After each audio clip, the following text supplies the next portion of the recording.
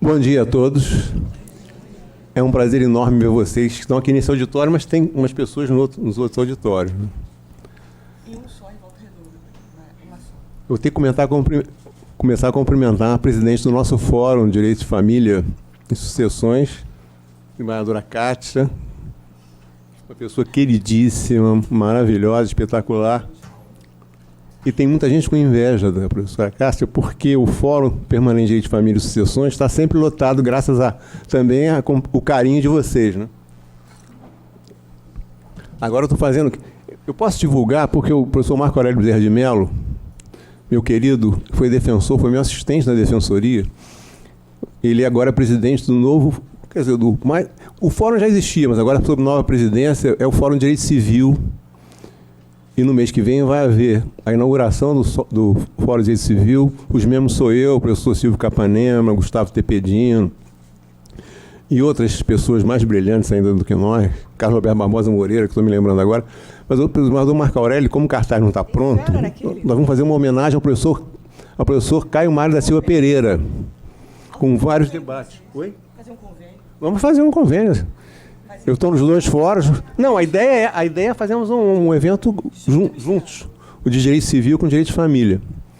Então ele me pediu para avisar vocês, eu vou colocar lá no Facebook e no Instagram o dia da homenagem, vai ter umas 4 ou 5 palestras, entendeu? Eu conto com vocês, tá bom? Bem, o tema que eu vou conversar hoje, mas antes disso eu tenho que cumprimentar meus queridíssimos amigos que estão na plateia, Mário, Marcelo, Regina. E os palestrantes são pessoas maravilhosas, são amigos do IBDFAM. O professor Aguirre é presidente do IBDFAM de São Paulo, Estudo Brasileiro de Direito de Família. Luiz Cláudio Guimarães é o presidente do IBDFAM do Rio de Janeiro, por acaso somos sócios. E o professor Marcelo Truzzi é diretor nacional do IBDFAM, são todos doutores, mestres e, mais importante, são amigos do coração e pessoas maravilhosas. Além de serem juristas de mão cheíssima, não são nem de mão cheia. Então, todas as vezes que a Kátia nos encontra com os dois, vocês têm que ir lá no Rio. Acho que a primeira vez é o Aguirre, né? O Marcelo já esteve aqui outras vezes, não é isso, Marcelo? Então, eu quero agradecer a presença de vocês e a presença especial deles. E vamos conversar sobre o nosso assunto. Eu hoje de manhã abri a internet, né? Feminicídio. Crime de homicídio perpetrado por razões de gênero, principalmente em face da mulher. A notícia que vem é a seguinte: pelo menos 21 casos de feminicídio ocorreram na primeira semana de 2019. Crime de assassinato por discriminação à condição da mulher é considerado hediondo e está previsto em lei, vocês sabem disso, desde 2015. O Brasil tem uma triste marca, que é o 5º país do mundo nessa prática, que se tenta acabar no mundo inteiro e é muito difícil acabar com isso. Em suma, e as hipóteses de feminicídio, a maioria delas é praticada por um momento da separação, seja na união estável, no casamento, etc. Mas quais são as consequências disso no direito das sucessões de direito de família? Inclusive, eu vou afirmar para vocês que há uma grave lacuna legislativa que tem que ser corrigida o mais rápido possível sobre esse assunto.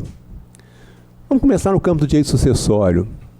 Direito à herança, cláusula pétrea, artigo 5º, inciso 30 da Constituição Federal. Natureza jurídica, vocês conhecem, um conjunto de bens, direitos e obrigações transmissíveis deixados pelo falecido no momento da sua morte. O sistema brasileiro é o sistema da saisina. Quando é que se dá a transmissão da herança, que é bem imóvel para efeitos legais, é coisa indivisa até a partilha? Quando é que se dá essa transmissibilidade da herança? O Brasil adotou o sistema da saisina, em latim, do droit de saisine dos franceses, em alvará régio, cerca dos 1500 e pouco, etc., etc., por uma razão muito simples. Na Idade Média, os servos que viviam na casa do senhor, ou nas terras do senhor, cultivavam as terras, faleciam. E para a família permanecer cuidando daquelas terras que não eram deles, havia necessidade de pagar o pagamento de um imposto muito alto. E aí se criou essa ficção jurídica da transmissão imediata da herança no exato momento da morte. Foi o que nós adotamos no sistema brasileiro. Alguns países, por exemplo, como Portugal e Itália, a transmissão não é imediata da herança no momento da morte. Depende da aceitação. Nós não, no momento exato da morte, independentemente que você saiba que o hereditando faleceu, você que antes era indicado na lei ou no testamento como designado sucessório, passa a ser vocacionado sucessório, normalmente dentro da ordem da vocação hereditária. O Aguirre vai falar muito sobre isso, sobre os direitos principalmente do companheiro, lá no 1829, se o companheiro é herdeiro necessário ou não. Eu acho que é, sempre achei, desde 2002 eu digo que o companheiro é herdeiro necessário. Mas essa transmissão é imediata. Eu dou sempre um exemplo em sala de aula, o seguinte: o meu pai faleceu no hospital às 5 horas da manhã. Eu não sabia que ele tinha falecido. Estava dormindo. Quem eram os designados na lei como herdeiros, os verdadeiros continuadores das relações patrimoniais do falecido? Os filhos. Meu pai era separado judicialmente, antigamente era desquitado. Os filhos. Ora, juridicamente, para uma ficto iuris, às 5 horas da manhã, na hora do decesso do meu pai, na hora que ele foi para o mundo espiritual, naquele momento, ele próprio transmitiu herança para nós, le mort, césar, le vif. E naquele momento, mesmo que eu não soubesse, sem qualquer formalidade, eu já era co-titular, junto com meus irmãos, num condomínio hereditário, daquele patrimônio do meu pai. Se tinha que conversar sobre regime patrimonial, não, ele era separado judicialmente. O Código Civil passado já dizia isso, o Código Civil novo também.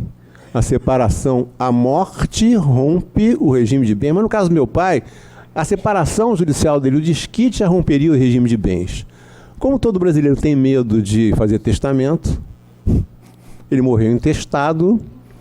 E eu só vim sabendo da morte do meu pai, porque no Brasil as coisas são muito diligentes, às 9 horas da manhã, quando o hospital me telefonou para dizer que ele estava falecido.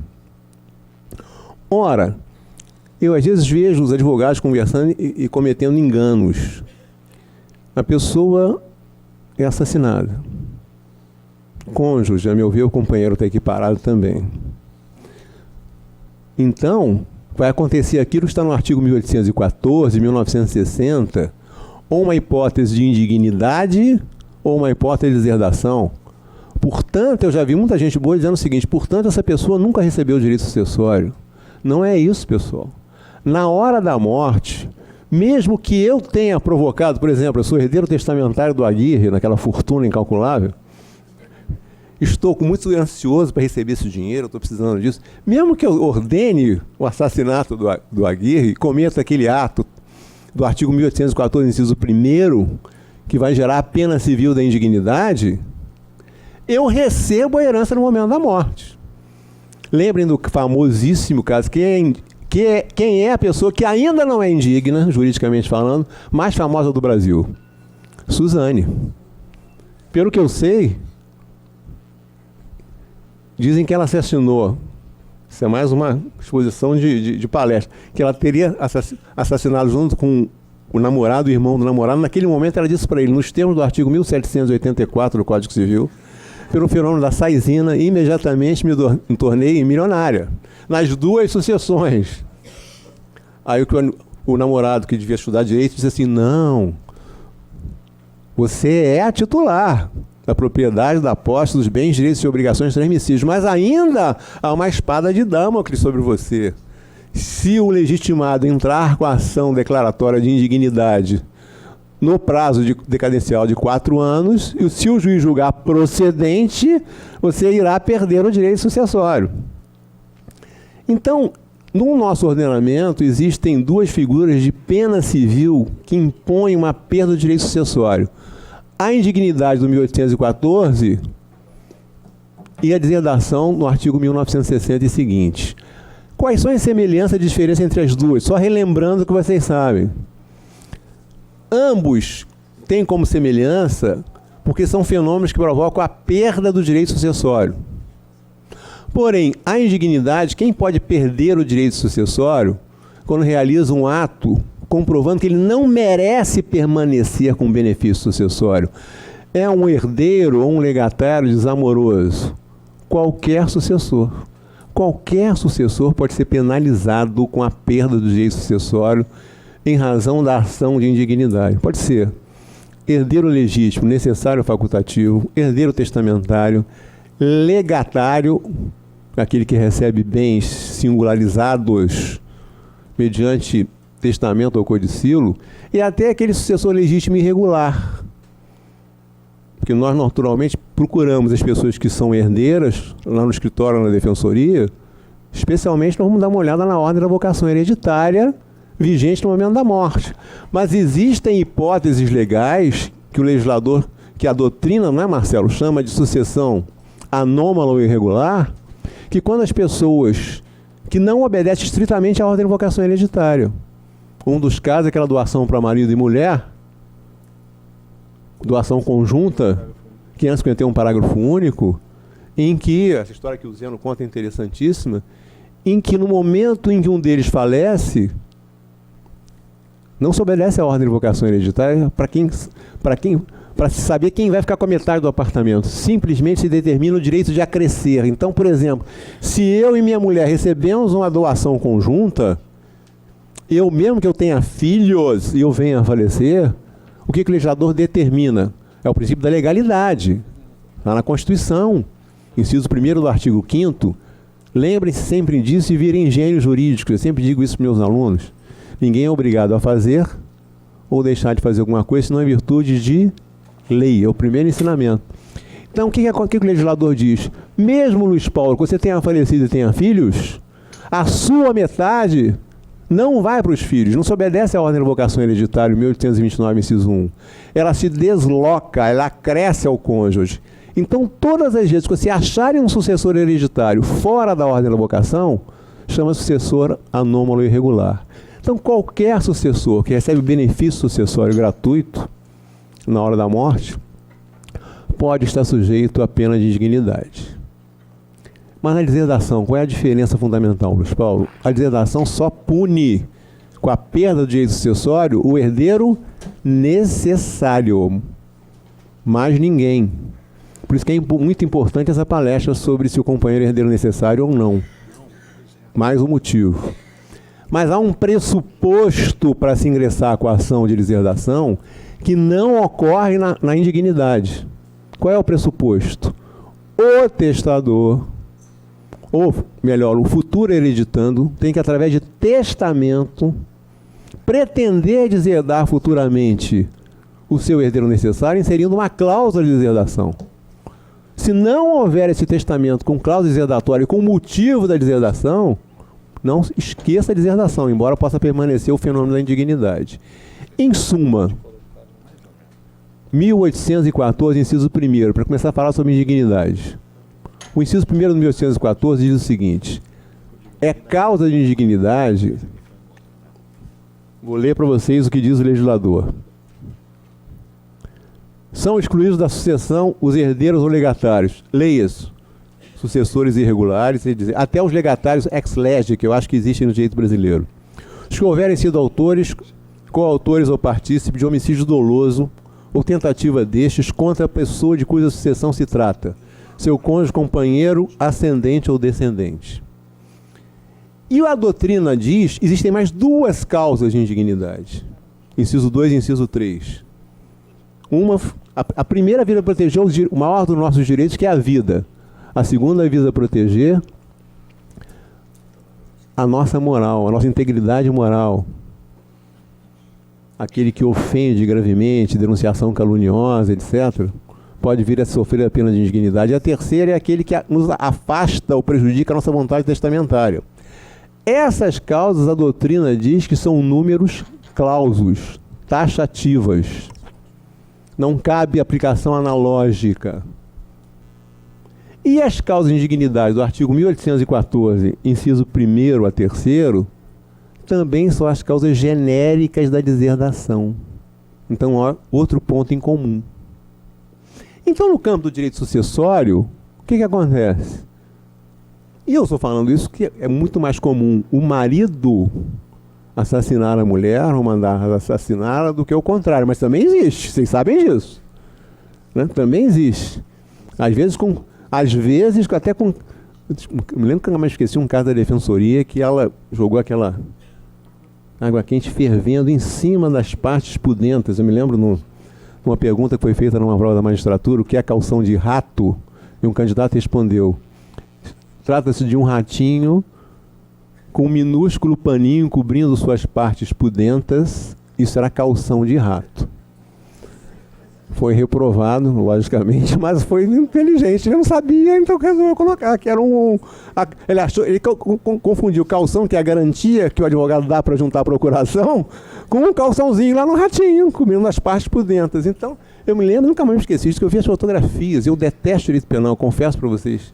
Eu ia ter que fazer esse júri. Eu vi as fotos da água, o que acontece com a água quente, ouviu, João? Das partes pudentas. Então, só que aqui, vamos falar do nosso caso concreto. Descobriu-se que a mulher foi assassinada pelo marido. Em primeiro lugar, ele é seu herdeiro, se ele constar da ordem vocacional, 1129, inciso 1, é. Se ele constar de um testamento, é herdeiro testamentário. Se ele constar de um testamento como sucessor a título singular, ele é um sucessor a título singular, é um legatário. Ele recebe benefício sucessório na hora da morte. Mas ele é um desamoroso, porque o indígena, o que ele é? Uma pessoa que não merece permanecer com direito. É um desamoroso, uma pessoa que não teve sentimento por aquela pessoa que o está lhe beneficiando. Mas ele vai receber o direito sucessório no momento da morte. Seja pela saisina, que é exclusiva para herdeiro, seja pelo direito do legatário. O direito do legatário nasce no momento da morte. Agora, e se for cônjuge?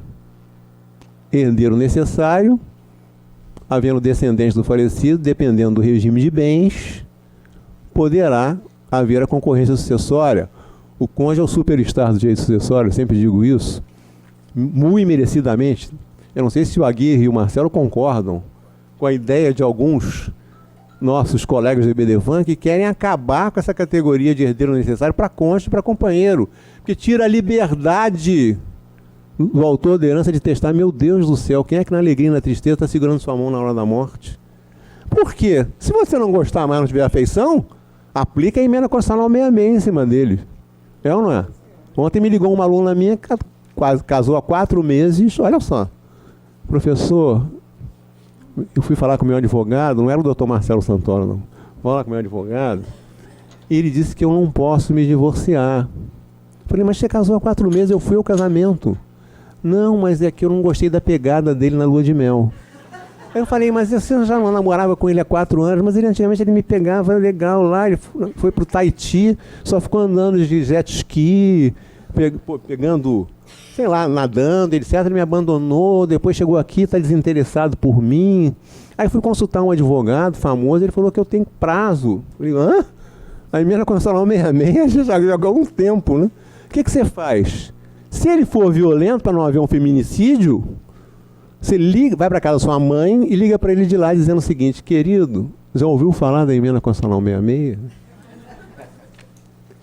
Agora, se ele for violento, ou até as pessoas que às vezes parecem, né, são só depois da separação. Então eu sempre recomendo, nem dentro de casa você diga isso. Não fale sobre a emenda constitucional 66 dentro de casa de maneira nenhuma. Aí já vai acontecer se aplicar a emenda constitucional 66. E depois ela fez umas perguntas que têm a ver com a nossa palestra. Mas, de qualquer maneira, se ela falasse isso pessoalmente e ele cometesse um assassinato, o que iria acontecer? Ele recebe o direito sucessório no momento da morte, mas tem que se aguardar o legitimado a entrar com a ação de dignidade, que, por lei, tem um prazo decadencial de 4 anos. E agora uma modificação no artigo 1815, com inclusão no parágrafo, que era um enunciado, se não me engano, 116 da primeira jornada, admitindo que o Ministério Público possa ingressar com a ação de dignidade por interesse social, embora alguns digam que é inconstitucional. Essa nova regra, que eu acho que não tem nada de inconstitucional. Bem, então, qual é a consequência do assassinato de uma mulher pelo marido, tendo filhos ou não, e aí vai depender do regime de bens, no direito sucessório? Em primeiro lugar, independentemente de que tipo de sucessora de sucessor ele seja, ele vai receber o direito. Mas depende da iniciativa do interessado. Há um problema muito grave, é que muitas vezes, o que vai acontecer na prática? A mãe foi assassinada, tem filhos menores e o pai é um assassino e foi descoberto isso. E a responsabilidade civil independe da responsabilidade criminal. Você não vai ficar esperando o resultado do crime para não ingressar com a ação de dignidade, que você tem 4 anos de decadência. O que acontece na prática? São os filhos. Os filhos é que teriam legitimidade, se houvesse a concorrência sucessória, para entrar com essa ação. E aí está havendo um conflito de interesses. Agora eu vou puxar a brasa para a minha instituição.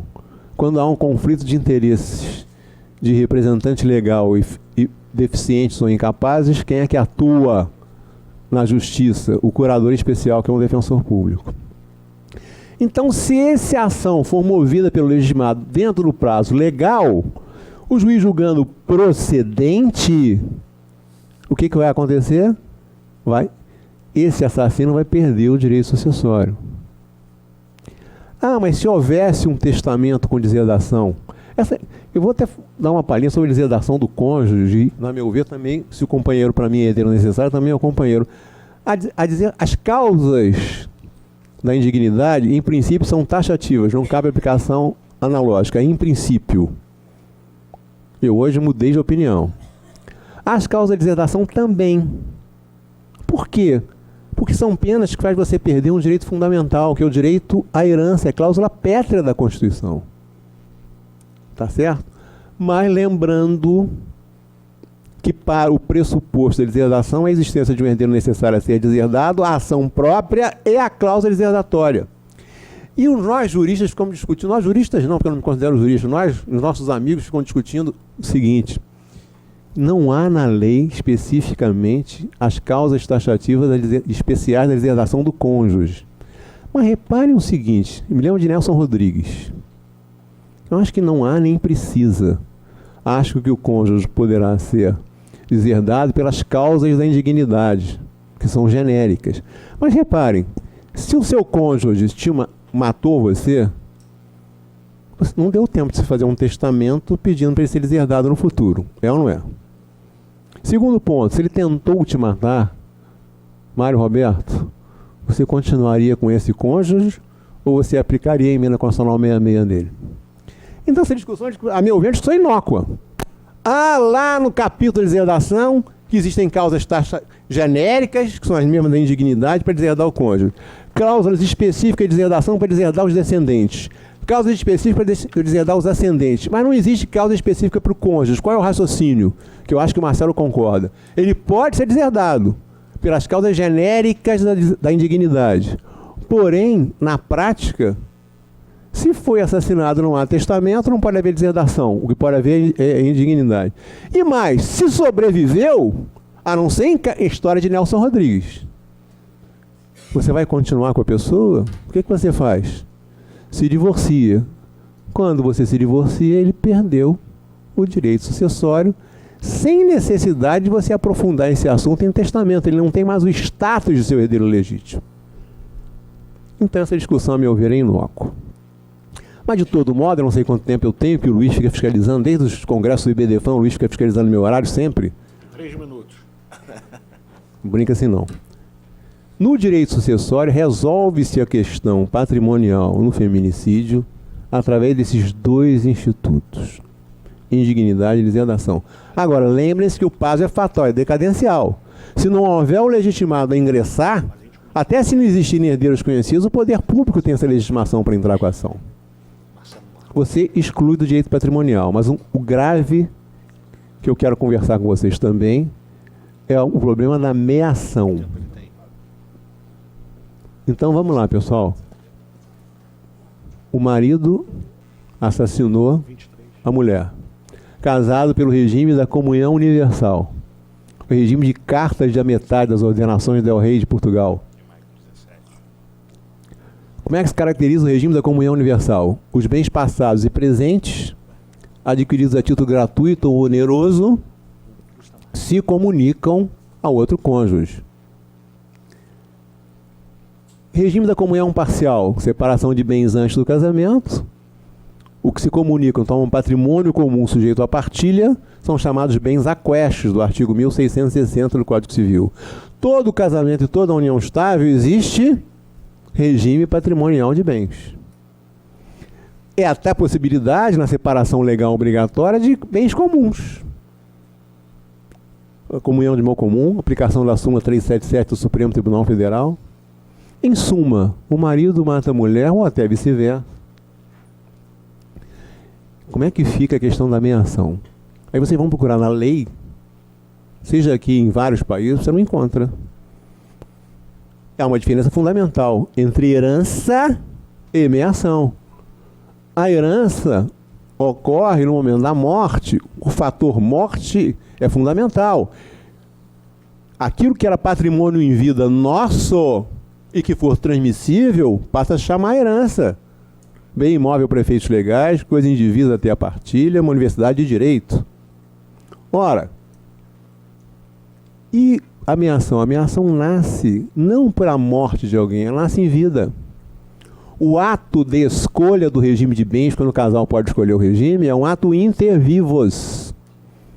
E essa comunicação vai acontecer de acordo com os ditames legais ou com a jurisprudência que firmou em determinados assuntos complexos e discutíveis no direito de família.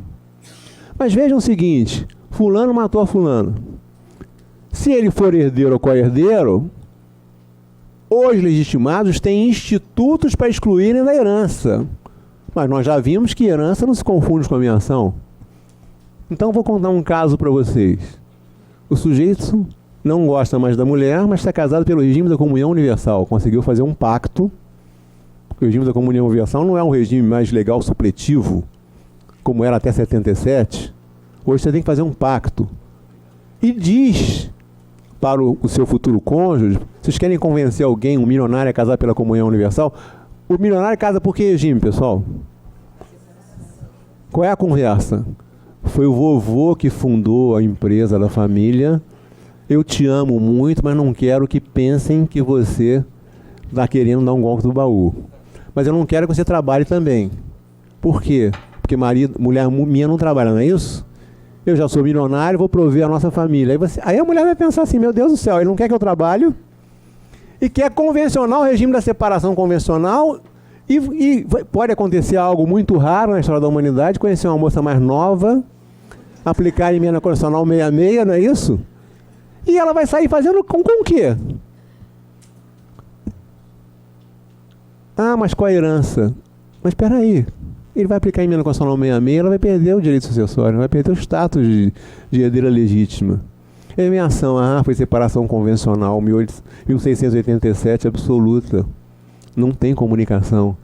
A sua cliente ou sua assistida, às vezes até acontece na defensoria isso, o que ela vai ter que fazer na vida? Jogar bolinha no sinal ou casar com um homem milionário, assim, tal como o Marcelo, como o João Aguirre, etc, etc. Né? Então, esse é um exemplo. Como é que você pode convencer, então, ele mudar de ideia e casar pela comunhão universal? É ler as ordenações del Rei de Portugal. Os portugueses diziam que o regime de cartas de metade, isso é lindo, hein? É, na realidade, a projeção econômica do amor físico e espiritual do casal. Aí você já marca o pacto, vai almoçar num restaurante, dá uns prosecos para ele, vai linda de morrer, fica dando uns beijinhos e diz, meu amor, vamos para o cartório? Nosso regime deverá ser, que é mais justo, de cartas de metade. É a projeção do amor físico do casal. E dar uns beijinhos. E vai conduzindo-o e casa pela comunhão universal. Resultado, casou pela comunhão universal, conseguiu fazer um pacto, casou antes, quando era o regime legal supletivo, até 77, e o teu marido manda te matar. Sabe o que acontece? A opinião do nosso queridíssimo, nosso respeitadíssimo, amado jurista Zeno Veloso. Recentemente houve um artigo sobre isso, se o fato do assassinato implica em perda de meação. Se não me engano foi a Ana Carolina Brochado. E os dois, Zeno se manifestou no seguinte sentido: não se aplicam as regras de indignidade que são taxativas, números clausos, por analogia no direito de família. Então o que pode acontecer é a perda do direito à herança, jamais a perda da meação. Então, Olha a lacuna legislativa brasileira com a opinião majoritária da doutrina, em que se o seu marido manda te matar, você morre. Se é primário com os antecedentes, daqui a pouco vai sair da cadeia mesmo, e dependendo do patrimônio, você sai milionário muito bem de vida. E a maioria da doutrina diz, não, as causas da indignidade não podem, ou de deserdação, não podem ser aplicadas por analogia. Então a pessoa é premiada, é desamorosa e é premiada. Porém, não contavam com a nossa querida Maria Berenice Dias, que tem um acórdio que eu entendo que é lapidar no Rio Grande do Sul, e que a situação foi o seguinte: o marido não mandou matar a mulher, não, mandou matar o sogro. Ele era casado em comunhão universal. E o sogro não tinha feito testamento com cláusula de inalienabilidade, incomunicabilidade, que a inalienabilidade abrange a incomunicabilidade, mas o reverso não é verdadeiro. Não tinha feito isso. O sogrão não fez isso. Mandou matar o sogro. Qual era o raciocínio? Deve ter consultado um brilhante advogado. O advogado disse o seguinte: o senhor vai fazer isso? Vai mandar matar o seu sogro? Mas quais são as consequências jurídicas? Ora, no momento em que o seu sogro milionário faleceu, você está passando por necessidade, a sua mulher é herdeira. Mas automaticamente, instantaneamente, porque o regime da comunhão universal, o senhor será meiro. E ele mandou matar o sogro. Só que tempos depois, foi descoberto que ele era o mandante do assassinato. O que ela faz? Ela entra com a ação de divórcio.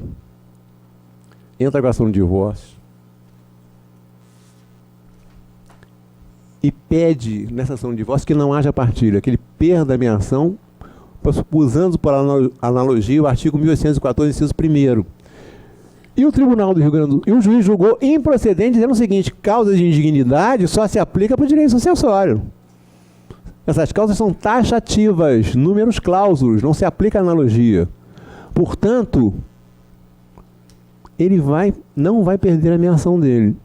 Ela recorreu, foi para o tribunal. O relator, Tribunal do Rio Grande do Sul, o relator manteve a decisão e foi para a nossa querida Maria Berenice, que disse o seguinte: confesso que tenho enorme dificuldade em fazer distinguir nos elencos legais se o rol é enumerativo, taxativo ou exemplificativo.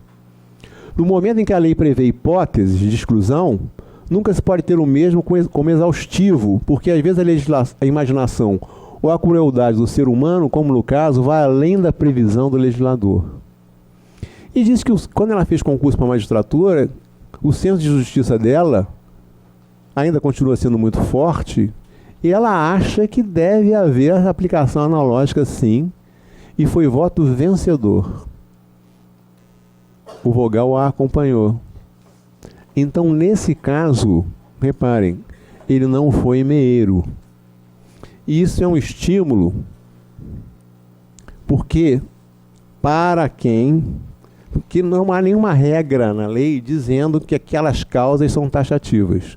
O que há é o seguinte raciocínio, as causas de indignidade.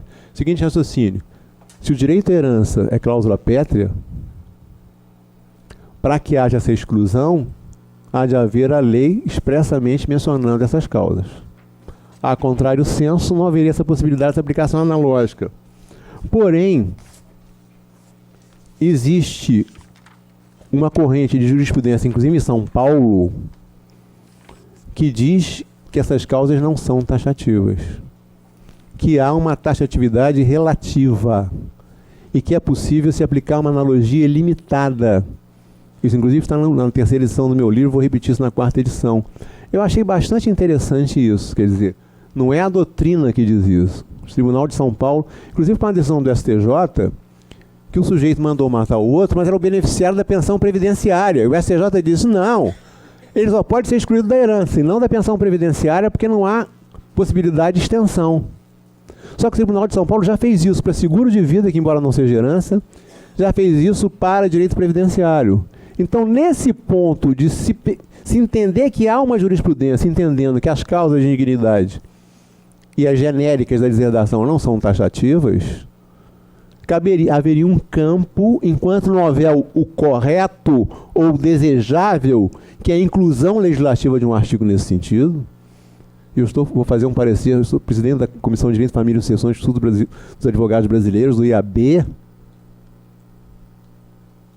Estou redigindo um parecer sobre isso para uma inclusão legislativa. Mas, de qualquer maneira, já há um caminho possível se sair por essa ausência de taxatividade absoluta para se requerer ao magistrado no juízo de família a aplicação da pena da perda da ameação. É discutível? É discutível. Há posicionamento contra, Zeno Veloso, nosso amigo, Ana Carolina, etc. Mas, pelo menos, já com base nesse raciocínio de que não haveria taxatividade absoluta, seria possível ser aplicado. Pensem nisso, vocês são advogados de família, não sei se vocês já tiveram um caso desses, e tendo visto o número de feminicídios por aí, não é nenhum absurdo. Agora, o que me desanimou, sabe o que foi?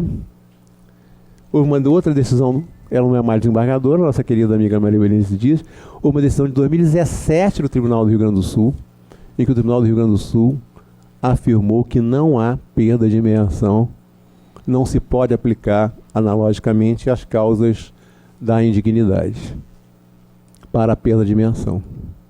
Então, qual será o ideal, o mundo ideal? É que se faça uma inclusão legislativa, ou de iniciativa do presidente da República, mas acho meio difícil, né? Não sei se ele vai alcançar esse raciocínio. Ou iniciativa do Congresso ele não vetar, ou uma sugestão do Instituto dos Advogados Brasileiros, não é? O Mário e o Marcelo são da comissão, no sentido de se incluir na legislação a pena da perda da ameação, aquela contida no artigo 1814, inciso 1º. E como o nosso país é o 5º país do mundo em termos de feminicídio, eu acho que isso é um assunto altamente relevante. Não sei se vocês já tiveram oportunidade de se encontrar com isso no escritório, etc, etc. Então fica só um alerta. O Tribunal do Rio Grande do Sul deu uma decisão recente contrária àquela decisão da desembargadora Maria Berenice. Grandes juristas afirmam que as causas de indignidade são taxativas, e a deserdação também, são números clausos, não cabe aplicação analógica em outros campos. Embora haja um problema de perda de alimentos no direito de família que é taxativo, que fala que o indigno perde o direito a alimentos. Esse é específico. Mas nós somos, a maioria daqui pelo menos, somos advogados, alguns são magistrados, e existe jurisprudência dizendo que eles usam até uma expressão que eu anotei aqui, que o rol mencionado no artigo 1814, inciso 1º, não seria de taxatividade absoluta, por consagrar uma tipicidade delimitativa a comportar analogia limitada. Você, como advogado, você, como magistrado, pode se basear nesse posicionamento, para, inclusive, Regina, aplicar no direito de família, eventualmente, uma hipótese em que a mulher foi assassinada, entendeu? E se entre com uma ação declaratória para que a Vossa Excelência diga que se perdeu a minha ação. Há os dois posicionamentos, mas existe uma saída. Enquanto não ocorre o ideal de algum dia se incluir na legislação brasileira essa pena de perda da ameação por motivo de uma pessoa não se beneficiar com a morte de alguém, especialmente no campo do feminicídio. Foi um prazer enorme vê-los. Agradeço muito a presença de vocês. Em subrogação da nossa presidente, um ótimo dia para todos. Obrigado.